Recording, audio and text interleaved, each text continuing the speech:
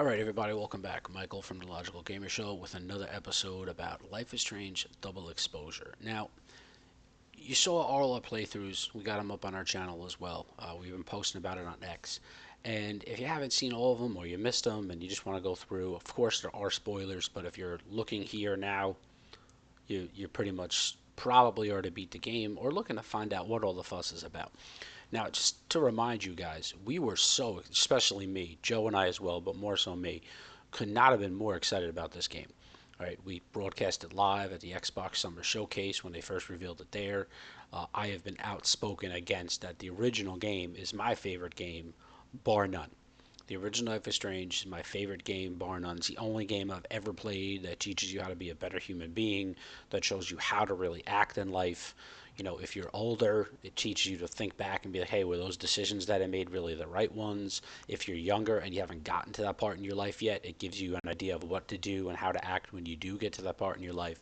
And Max is probably the purest character in every sense of the word, where she represents, she's not just a character, she's more of uh, basically a visualization of what every person should be. And that's why I love that game. I played all the sequels. Obviously, they weren't as good. The premise was there, but it wasn't the same as the rest of the games. Excuse me. And including with Chloe in Before the Storm, which really led back up into this one. Now, I don't know what Deck 9 was doing here.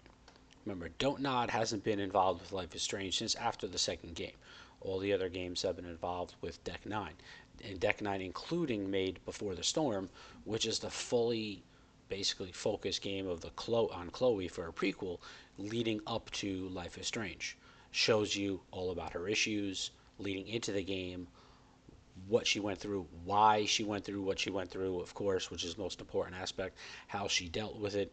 And while, I mean, let's be honest, rightfully so, especially if you look about it in society nowadays, Chloe being that punk, blue haired girl that does, of course, come with the rightful stereotypes in today's society, showed you how that she did not fit that.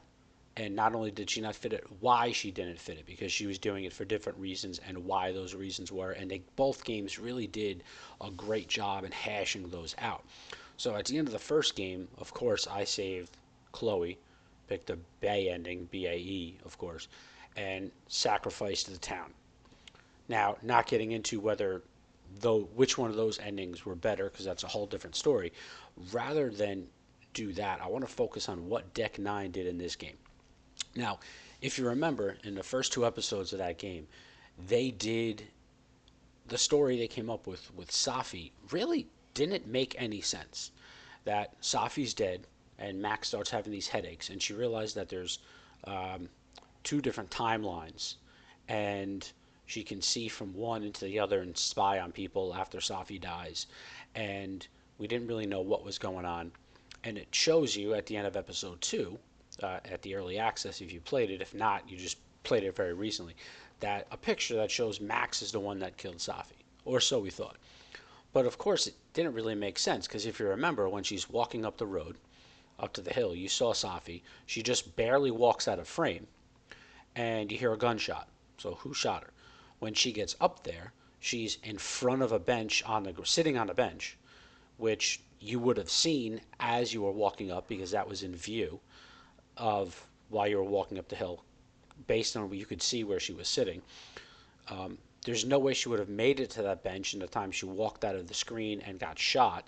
And she got shot in the chest, which is impossible for her at that point to walk from where she was to sitting down on the bench. There's no blood anywhere on the snow.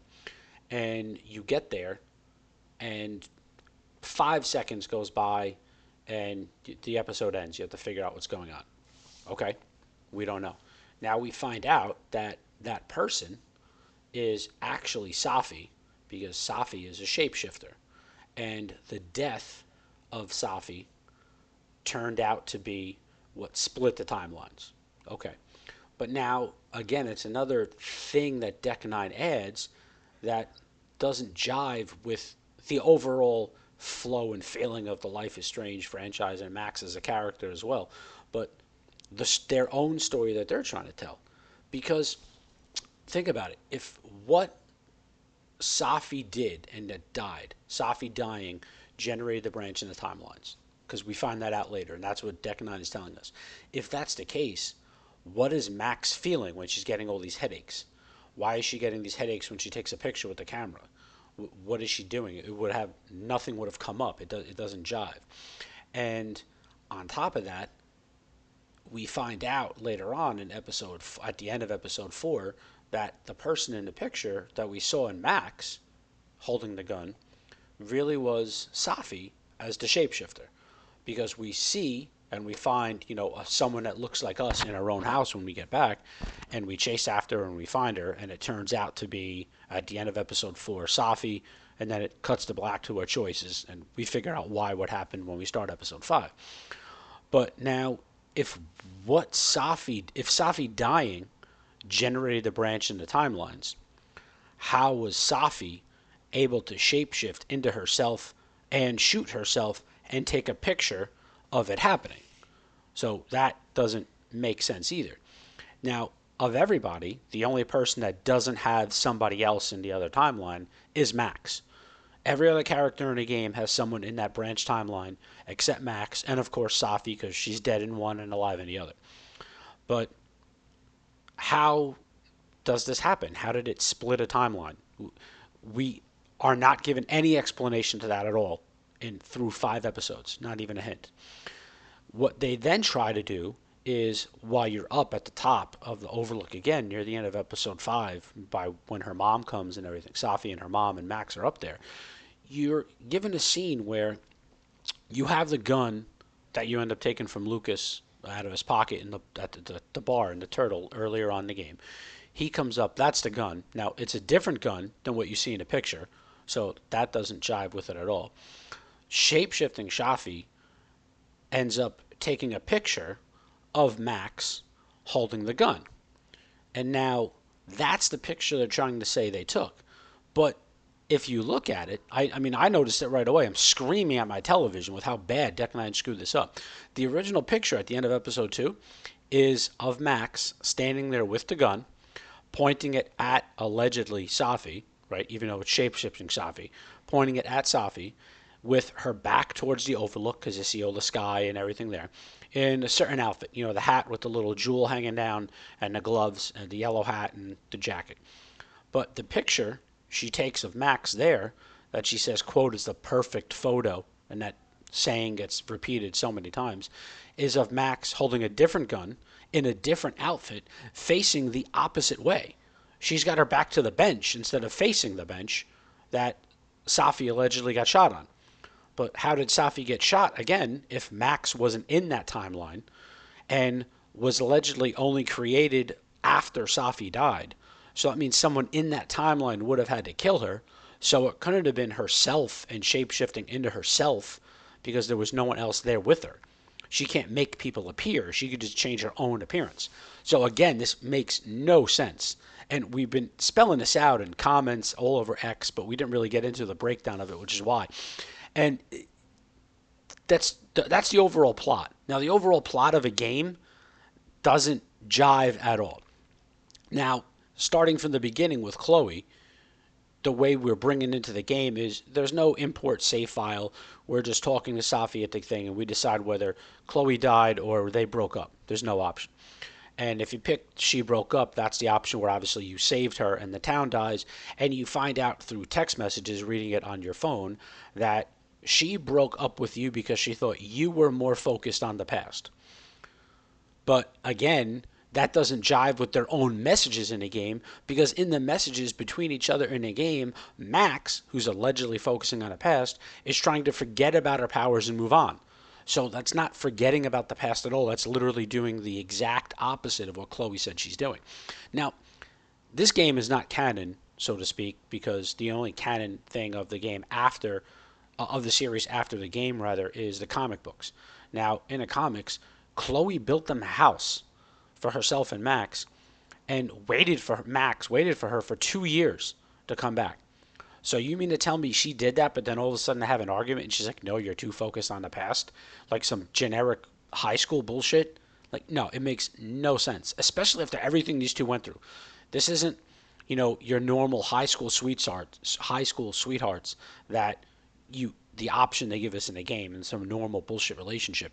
This is someone that literally saved the world and went through, I don't want to say literal hell, but went through hell in trying to save you and make a decision to bring you back to life. And your only reaction is, nah, it's cool. You're too focused on the past after you built a house for them. So again, it's makes no sense. And then even though she's mad that Chloe left her and she wanted to move on, it's brought up that maybe she's too scared to see Chloe because she left Chloe, and that doesn't jive. There's no sense there. So nothing with Chloe makes sense. And then they try to add insult to injury at the end of episode 5 when you're going through like that whole purgatory section in the different hotel rooms. If you didn't go through it yet, if you did and you missed it, or if you didn't get to the part in the game, you can remember to look at it. The old school alarm clock in the room. It's that old digital alarm clock where the light would just flash, 12 o'clock or whatever if the power goes out. Yeah, and you see it flashing EXGF for XGF for ex-girlfriend. Like, that's what you're throwing in her face. Like, you already fucked the story up enough, Deck 9, but now you're going to throw that in her face to make it look like um, I get the throw like insult to injury about Chloe. You have Chloe's lockpick set right there on the thing in front of the TV, and but for some reason you talk about her and Max when she's looking at the lamppost next to the bed. She goes, "Oh, exactly how I like them: tall, thin, and shady." Like, really? That's your explanation about Chloe? Now that again wasn't even it wasn't part of the purgatory thing. At that part, that saying was Max herself thinking that. That was her thought. It wasn't like a vision of something else that was happening like other parts in it. And then they throw you a part in where Max is.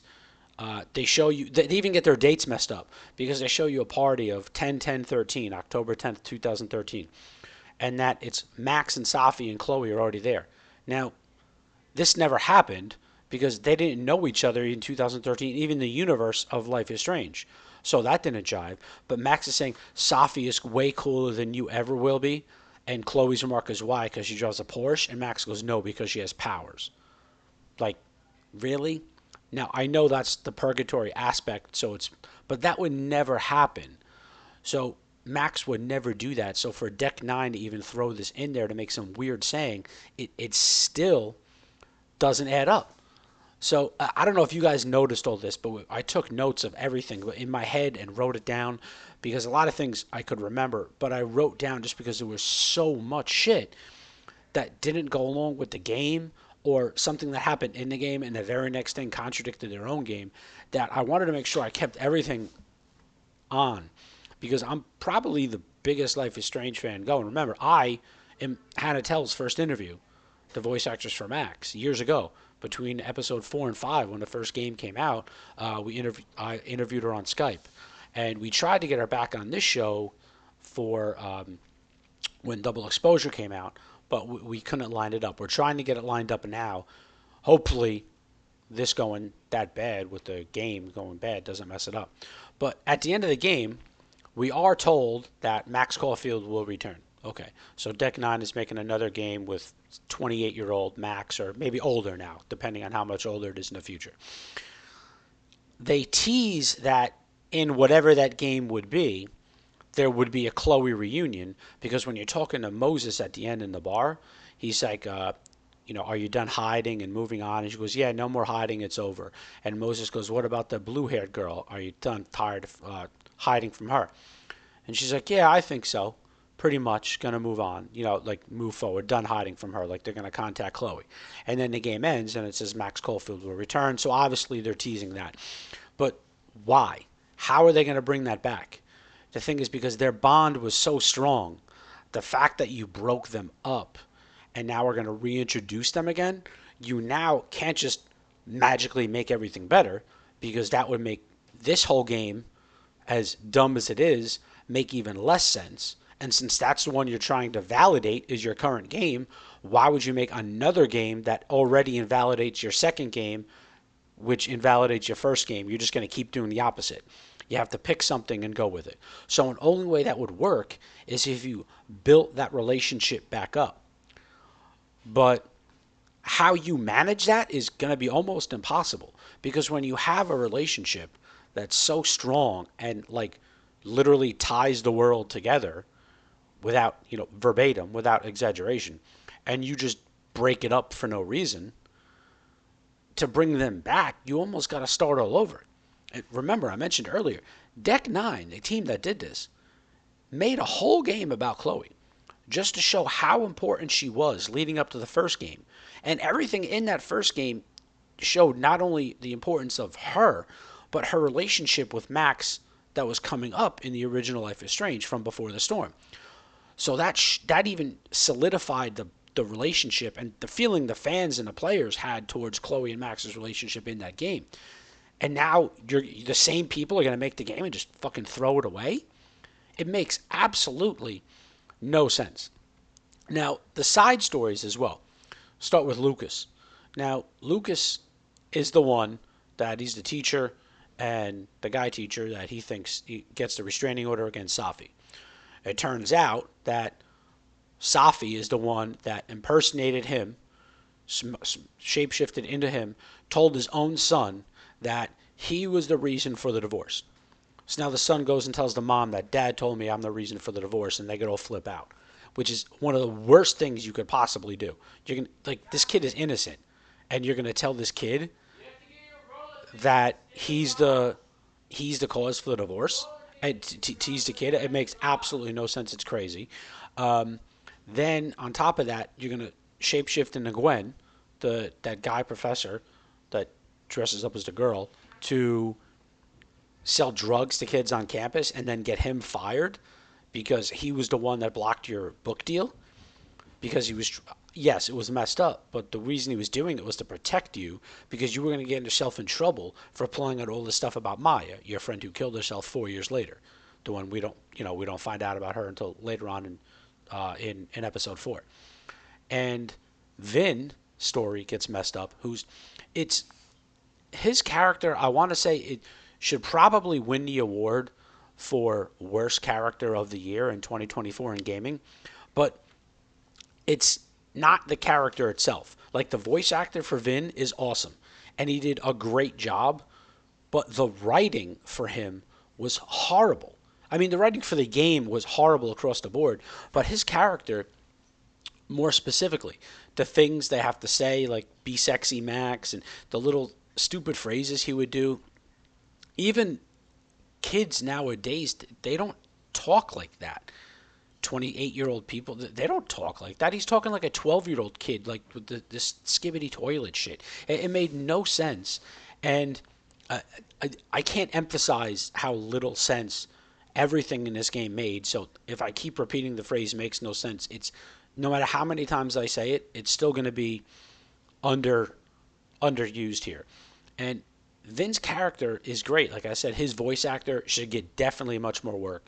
He did a great job. Max and Hannah Telle should get unbelievably more work from this. And going back to Gwen, his character was actually a good character. He did well. He taught everybody. He was trying to do things at the school. And he just got screwed because of Safi. So Safi not only screwed up Lucas, screwed up his ex-wife and his own son, who's completely innocent, they don't say his age, but he's old enough to figure this out. So 10, 12, maybe somewhere 8 to 12, around there, based on how he talks about him. I don't. If they did mention his age again and I missed it, let me know. But I think he's around that age, I would guess. I don't think they mentioned it specifically. Changes into Gwen, gets him fired. Moses was the only good person to actually like. Shapeshifts into Max to make it look like Max literally murders her. And now at the end of the game, you find out that she's this superpower, and she begs Max to come with her to find other superpowered humans, to use their powers to manipulate other people that don't have powers in order to find people that do. And then once they find like this team of like superpowered people, to come back and they could like take over the world. Like straight up villain shit. And your choices are to stand by Staffy or refuse her. So of course I refuse her. And at the end, the game for refusing her Now, remember, you're refusing to help a character that wants to manipulate human beings without power, find people with powers, and take over the world. Basically, like Homelander shit from The Boys. And you refuse it, and the game makes it seem like that's the wrong choice. It makes it seem like you're abandoning Safi. Well, yeah, I'm abandoning her because she wants to find people and manipulate everybody and take over the world and change their lives.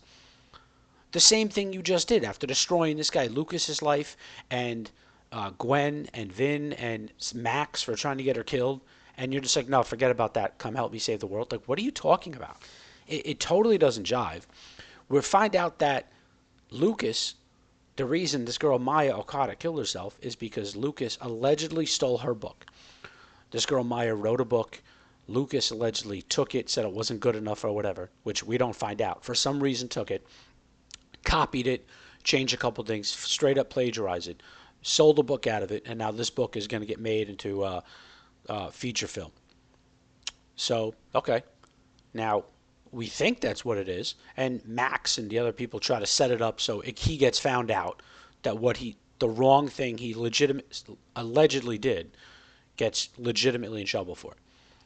But then we find out, and as you're doing that, the game turns on you and gives you the idea that, well, wait a minute, what we think happened isn't what happened, and Lucas really didn't steal this book.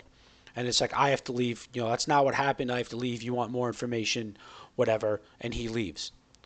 And, okay, you end up trying to go after it, and then that's when you get caught in the purgatory section, and you end up at the end of the game. And then afterwards, you see Lucas, and you're talking to him, and he writes this apology on how, look, this isn't what happened, I didn't steal it, and this is why, but even so, I should have handled it better, and I'm going to donate, portions of the sales of the movie and the book to suicide prevention and everything. So, okay, but what happened? We don't know what happened. First, we thought he just killed herself. We thought Vin set it up, and Safi did this, and her mom did this, and Lucas was this horrible bad guy that the reason she killed herself is because he stole her book, and she was so distraught and did everything, and nobody would help her, and she lost all the credit, and she killed herself. But that's not what happened. So the entire premise of that part of the game, again, is invalidated by the same people that made it up by their own writing. So they come up with the story about Lucas, tell us what it is. We play through based on that, and it turns out that's not to be true. And it's not what happened. So our choices that we made that would have been the right choices if it's true, turns out not to be the right choice because it wasn't true. Because if it wasn't true, you would have in reality done the opposite thing. You would have not tried to set the guy up if it wasn't true. But setting the guy up and making yourself look bad when it's not true now is a bad reflection on you because you're not catching the guy on doing something wrong. You're falsely accusing him of doing something wrong. But they didn't tell us what the right thing was. Safi kills somebody. Gwen, don't know what it is. Now, Diamond, who's supposed to be like this, portrayed as like this great character and trying to do better for herself on the college campus and do it, we get set up and forced into betraying Vin by helping her. She wants to take over Vin's position in the Abraxas Club on campus. It's like the cool kids group in campus. Okay, but Vin's running. So rather than just running, a normal election, vote for me and put up posters and shit all over the university like normal fucking people would do, she comes to Max and says, hey, I heard he was upset. Can you give me information against him? I'm trying to help run.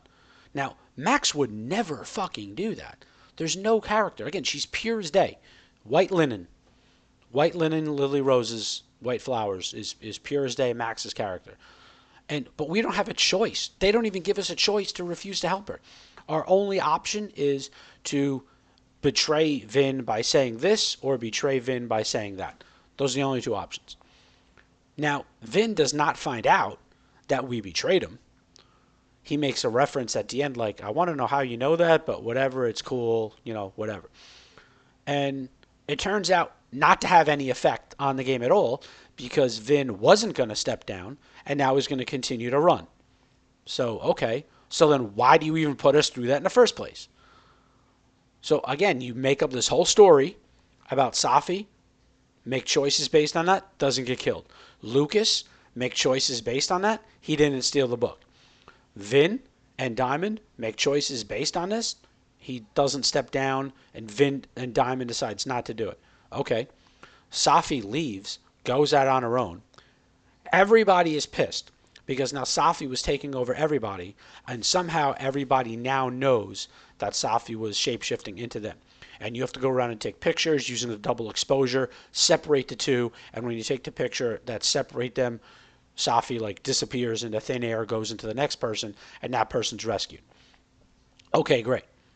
And the last person, of course, is Safi, and you have to do it. She shoots her fucking mom in the shoulder.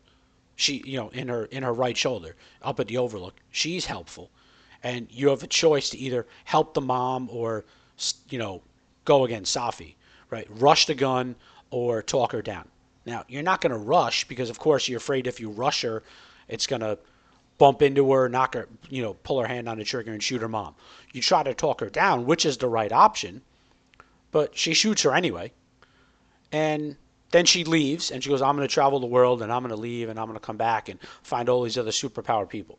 And now you're sitting there, and of course Diamond's sitting on a bench, and you hear her go, oh shit, and she looks. Now she starts getting a bloody nose.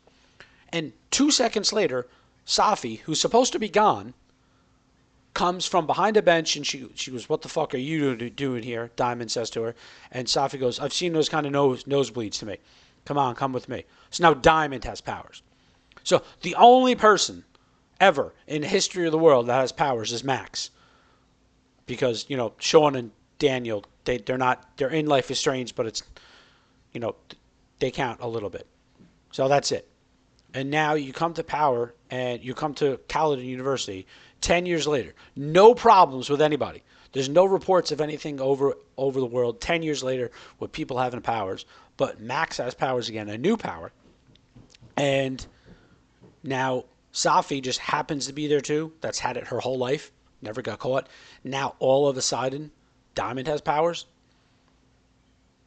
What's that going to be? Are they going to come back? Are they going to form like this superhero thing? Are they going to go? Well, I mean, what's next? Are you going to go and like now Chloe's going to have powers, and that's going to be what brings them back together? As dumb as that is, at this point, I wouldn't even put it past Deck 9. I don't know what they're doing. Plus, Max's powers in this game shouldn't even be there. So this game in itself shouldn't even exist. Because remember, if she only got her powers because Safi died, and that's what split the timelines. How did a shape-shifting Safi get here and take pictures? She couldn't have shape-shifted into her Max and took a picture of herself holding the gun, because you could see it wasn't a selfie picture. So there's no way that picture could have existed. And since that picture couldn't have existed, there couldn't have been two timelines. And if that's the only reason Max got those powers, the game shouldn't have existed. So, now you could make the argument that Max still had powers, she just hasn't used them, but those powers weren't here, and she hasn't used them. So maybe it does. But again, if that's the case, why would Deck 9 tell us that Max's powers for this only came from Safi's death and the timeline split, but then she goes and uses her rewind powers? And now you could literally swap things in a timeline just by touching it with the telescope in the cart in the cart of the barrels in Moses' lounge when she swapped those. Okay. And what about the cop? Alderman shows up. At first I was like, wait, this cop never existed in the game? She's imagining it? But at the end, you see they're up on the overlook, the evil version or the alternate world version, I want to say, of the cop up at the overlook when real life version of Max and Moses are up there. They hide behind a bench, which is clear as day, wide open, and somehow this person doesn't see him. The other cop shows up, and he's standing right there for about 30 seconds of in-game time, right next to like the alternate world version, doesn't see him. They don't hear each other talking until all of a sudden they look, and they're like 6 feet apart. They're not far. And they walk over, and this alternate world version, for some reason, is like pure evil. And he grabs the current world version of the cop alderman, tries to drag him around and like rip them into like this void. Max, you're given a choice to obviously save yourself or help. Something I think it's like 85% shows to help him. Now, when my son just played it, it's 85. When I played, it was at 80. So more people have been playing now, and the more are trying to help the guy. But Moses sees you struggling. Come on, Max, let go. Knocks you off of him. And then since both versions of the world are, it creates like this paradox where they go and they disappear into like this floating orb of light, and then it just gets really really small and just like condenses and disappears and floats on the ground and it's gone. And you end up, if you didn't notice and read the text messages with Moses afterwards, that the cop, because of that, never existed. So that basically erased their entire history of existence by that point. But if that's the case, why do Moses and Max still remember him? Just because they weren't involved with him. It should have erased them from their mind. Because you find out, like, they found another person with the last name Alderman who's late 60s that would have been this guy's mom, but they never had a kid and everything. So everything, and there's never an Alderman in the police department now anymore, never existed. But clearly the guy was a cop. He was posing as a cop. So it's revealed that he doesn't exist anymore because he got wiped from existence by the two people touching each other. Cool. And the only reason it doesn't happen to Max at the end is because it's really Safi is the shapeshifter. But why is just that one evil version of Alderman like the bad version? Nobody else is happening. There are other versions of them in other timelines because there's Moses here and Moses there and Reggie here and Reggie there. So you see all that. But how come none of them are bad? It's just this cop version. It's just random. Like, you're a cop and you're investigating the overlook of a murder for something that happened in your timeline. But yet you're grabbing the other cop that you can clearly see as you, because you can see back and forth, that, and you're like wiping them out, and now you wipe yourself out. So that's another version of killing yourself. So there's no version here of anything in this game that makes sense. And it pisses me off to no end because the original game, I've said it so many times, is my favorite game. And I don't get what Deck 9 is thinking. I hope they give, which is never going to happen, I hope they give it back to Michelle Koch and Don't Nod and hope they do it, but it'll never happen. I feel bad for Hannah Telle because she is such an amazing voice actress. That North Carolina Southern accent is gorgeous, right? Everybody loves it. The way she talks, her character design now, Max's character at 28, is absolutely stunningly beautiful. I can't. I don't want to say I can't wait. I'm more like really intrigued to see what this next game is because it's clear they're going to bring Chloe back, but like I got into earlier, it makes no sense of how they're going to do it because there's only one way they can, like I mentioned, and that's going to piss fans off even more because you're going to have to bring them back in such an extreme, fast way that you're not going to have time in a game to bring back that relationship. And that's going to be, then you're going to get to the point of fans, rightfully so, saying, well, why'd you even do that in the first place? You're going to rush it, do it just to do it, after screwing up your first game and Before the Storm and throwing all that work away and making it mean nothing in this game. Now you're going to make another game to go back to that first game? So why even make the middle game in the beginning? And if you are going to make that middle game like you did with Life is Strange Double Exposure, why do it the way you do it? At least bring Chloe in now. Or if you're going to leave her out for a different reason where she's doing something else, but they're still together or still in love and she had to go help this part of the world and Max is over here or whatever. Do something. They could have done anything else other than this. I could come up with a million reasons and it still wouldn't be as dumb as this shit. And as much as I love it, the story of this game, what Deck 9 did, and this is probably going to be the most extreme take you see. If you took if a skunk crawled up another skunk and died, and that skunk took a crap, and that crap wrote the story for a Life is Strange game, that still wouldn't smell as bad as what Deck 9 did to Life is Strange Double Exposure. That's how freaking bad it is to me. I don't know if you think I'm exaggerating. Let us know below. We're going to post this on our X. Let us know in the comments below, too. Again, if I missed anything here, I went through this game with a fine tooth comb because that's what I do, and that's what we do here. We are called the Logical Gamer Show, so we make sure we have all the right information. If for some weird reason I did miss it, let me know. If there's another story that I didn't see, let me know. Um, there's obviously a lot more details I didn't mention.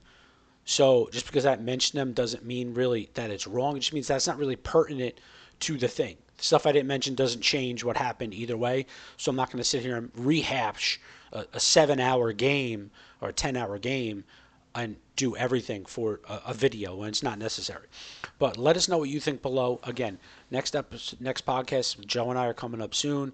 Stay tuned to X on that. We're going to be getting into a lot more things. We'll have the comments down below.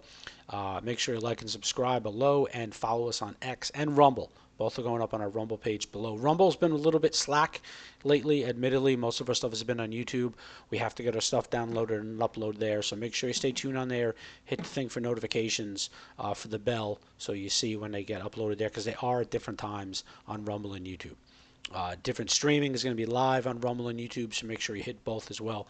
But let us know what you think of Life is Strange Double Exposure. Were you a huge fan? Did you not care because you didn't really like the game? Clearly, I don't expect everyone to be as a big fan of the franchise as me.